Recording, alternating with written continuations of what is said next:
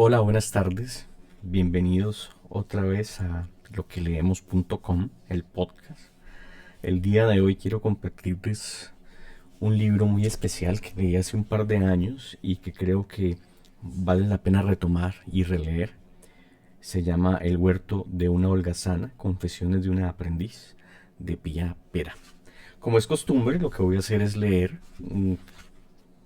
una pequeña introducción del libro, alguna parte del primer capítulo, para ponerlos en contexto y posteriormente pues les haré los comentarios eh, sobre las reflexiones que tuve al leer esta obra. Entonces vamos a empezar. En ocasiones la felicidad es demasiado intensa, desbordante, imposible de contener, como ahora ante el rojo rubí de las guindas contra el verde oscuro de las hojas. El placer de observar todos estos puntitos de un rojo puro y resplandeciente. La gula nos invita a arrancarlas, una tras otra, con prepotencia. El hueso permanece unido al tallo. En la mano solo la pulpa, que nos tragamos ahorrándonos incluso el esfuerzo de escupir. ¿Quién sabe por qué los estorninos dejan las guindas en paz? Cogen las demás cerezas, todas, antes de que la mano humana logre alcanzarlas. Sin embargo, estas, las más suculentas, las más sabrosas, las dejan. Las guindas aparecen en los lugares donde los amigos van de vacaciones. En Tereglio, en Valfegana, hay un árbol que crece a los pies de casa y se eleva hasta el balcón. Para cogerlas basta con estirar el brazo. No hay que levantarse siquiera. O en Nozarego, en la colina a espaldas de Paraji. En la casa siguen durmiendo.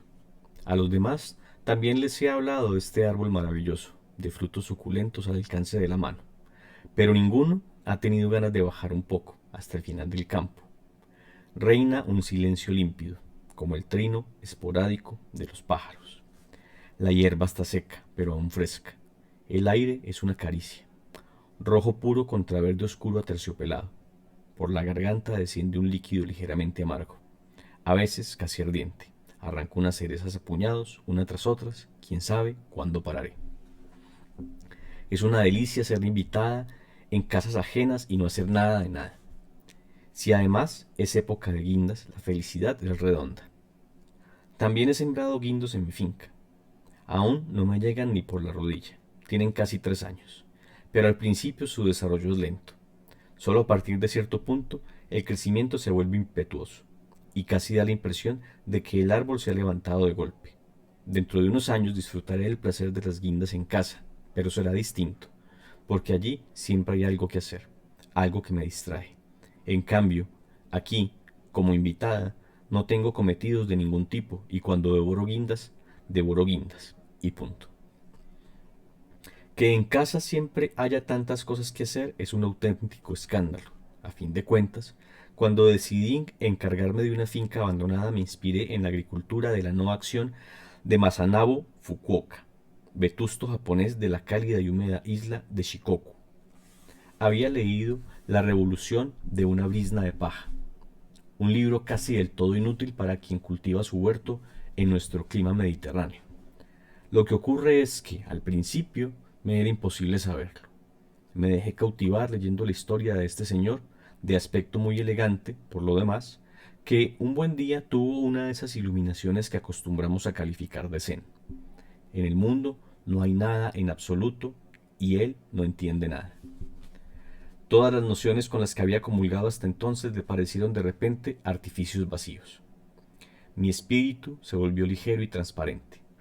Empecé a bailar como loco de alegría. Oía a los pajarillos cantar en los árboles y vislumbraba las olas lejanas centellar bajo el sol naciente. Las hojas danzaban, verdes y brillantes. Sentí que aquello era un verdadero paraíso terrenal, todo lo que hasta entonces me había dominado. Todas las angustias se desvanecieron como sueños e ilusiones, y ante mí apareció, revelada, la que podríamos llamar naturaleza verdadera. Así pues, dejó su trabajo en la ciudad y volvió a la finca de sus antepasados. Se le puede ver en una serie de fotografías incluidas en otro de sus libros, La Granja Biológica, un viejecito de piel rugosa y morena, con la mandíbula huesuda y una perilla entrecana. Sonríe de alegría entre nubes de flores blancas y rosadas. Es un radiante día de primavera, y el cielo azul ilumina melocotoneros, ciruelos y cerezos. Fukuoka, cuyos ojos brillantes asoman por la rendija de los párpados, es uno de esos pacientes sabios de Oriente, listos para empezar de cero después de cualquier cataclismo, sobre los que William Butler Yeats escribió: sus ojos ancianos, sus ojos brillantes, se alegran. Pues sí, yo también quería ser así. Yo también cambiaría el trabajo en la ciudad por la finca de mis antepasados. Allí encontraría el paraíso.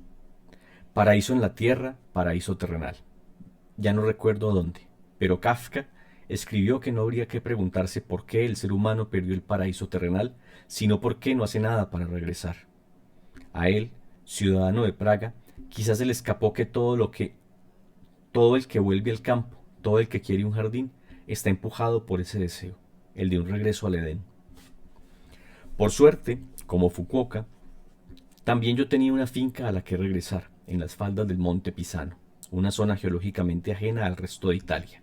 Escribe Rudolf Borchardt: la isla protohistórica de los Montes Pisanos no pertenece al continente italiano, sino que está formada como las islas que ahora descansan frente a ellos, de esquistos o mármoles más antiguos y posteriores. Se trata de islas del archipiélago toscano, la Gorgona y, más al sur, Capria, Elba, Giglio y Montecristo.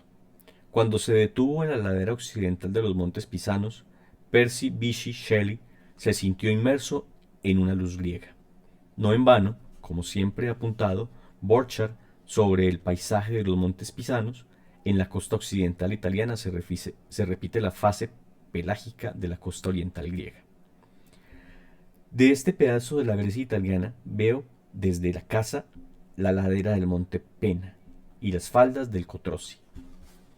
Montes antiquísimos, rodeados por el tiempo. En el fondo del valle hay un torrente, el Guapero, que marca la frontera entre los sustratos calizo y silíceo. Desde mi casa, las rocas silíceas se encuentran al otro lado del torrente. Son rocas de memoria antigua, capaces de retener rastros de eras pasadas.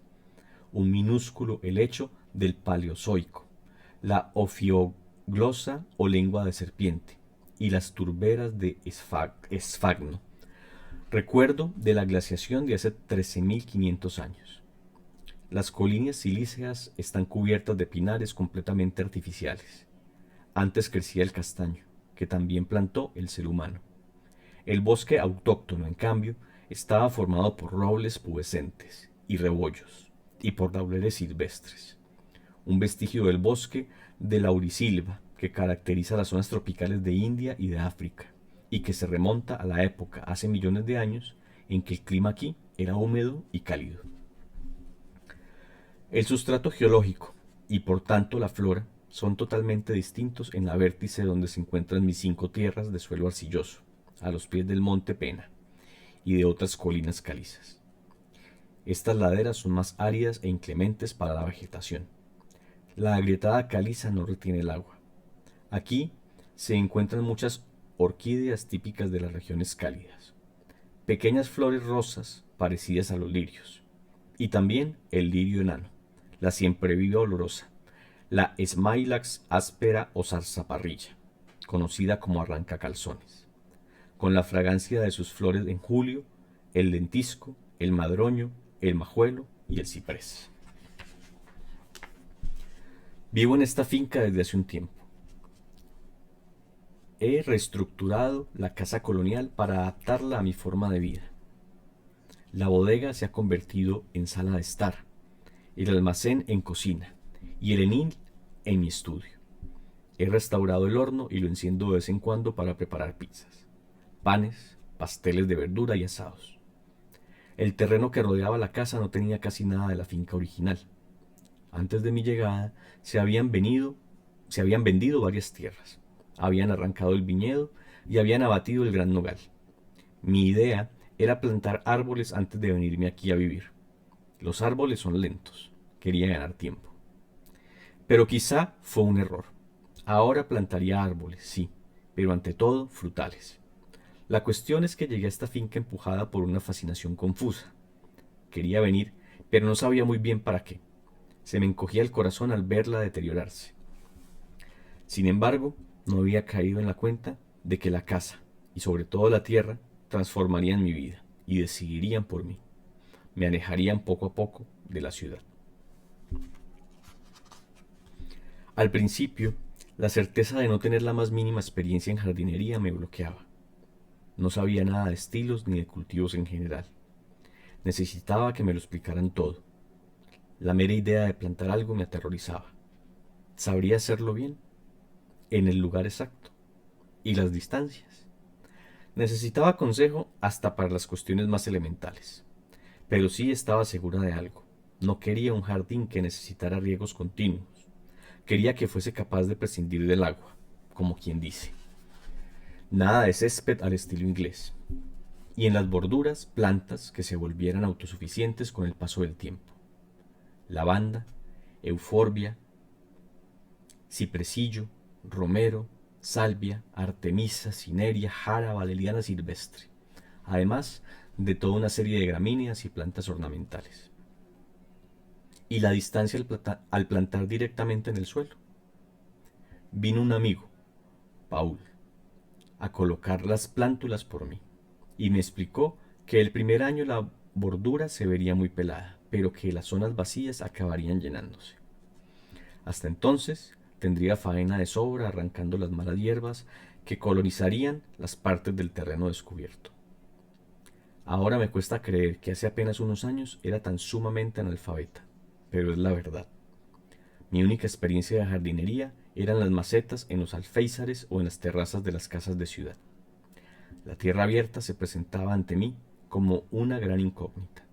No debemos olvidar que siempre hay un momento en que ni siquiera las cosas más sencillas nos resultan evidentes. Aquel primer jardín fue mi educación primaria. Exigió mucho esfuerzo. Excavar hoyos, plantar árboles y arbustos, despejarlos de malas hierbas, regar e intervenir ocasionalmente en caso de enfermedad.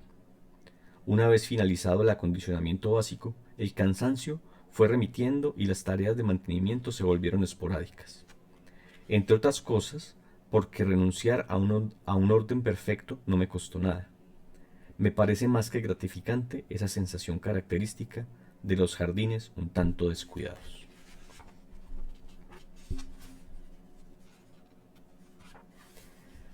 El huerto es distinto, reclama mucho más, un conocimiento profundo de las plantas, de sus exigencias, trabajo y cuidados a cambio de alimento y energía. En los primeros años ni siquiera intenté cultivar un huerto, asustada por las advertencias del albañil, el fontanero y el leñador, que no hacían más que repetirme: el huerto quiere al hombre muerto. Me limitaba a plantar alguna que otra hortaliza en los parterres rodeados del boj.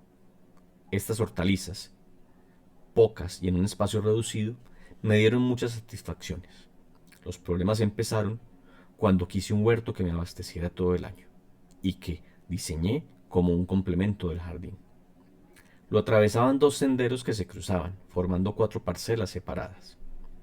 Cada año cultivaría una, mientras mejoraba el suelo de las otras 3. Tarde o temprano lo conseguiría, y cultivar hortalizas en el suelo mejorado acabaría siendo facilísimo, un juego de niños. Por las noches regresaba a los libros de Fukuoka. Me enamoraba de la posibilidad de una agricultura de la no acción. Feliz estado que, sin embargo, no alcanzaría hasta pasar años y años de infatigables esfuerzos dedicados a devolver la fertilidad a la tierra. ¿Acaso no había necesitado 40 años el propio Fukuoka? Me imaginaba a mí misma en la meta, un moño de pelo gris, un rostro marcado por surcos profundos en la piel morena, rodeada de un exuberante espectáculo de hortalizas y frutales. Esta era la visión del futuro radiante. El presente era bien distinto. Por momentos temí que el huerto se negara en redondo a fructificar. En lugar de optar por la prudencia y abandonar ante las dificultades, me convencí de haber encontrado al fin, en el propio huerto, a mi maestro. No en vano, ¿qué otra tarea me había resultado tan ardua hasta entonces? El huerto era la primera actividad que había emprendido cuyos obstáculos no encontraba manera, ni siquiera superficialmente, de sortear. Este sabor a derrota era una novedad. Tras años de victorias fáciles y con toda probabilidad ilusorias, me había tropezado con una labor y por tanto un maestro que revelaba de forma despiadada las carencias de mi carácter y que justo por eso iba a enseñarme a afrontarlas.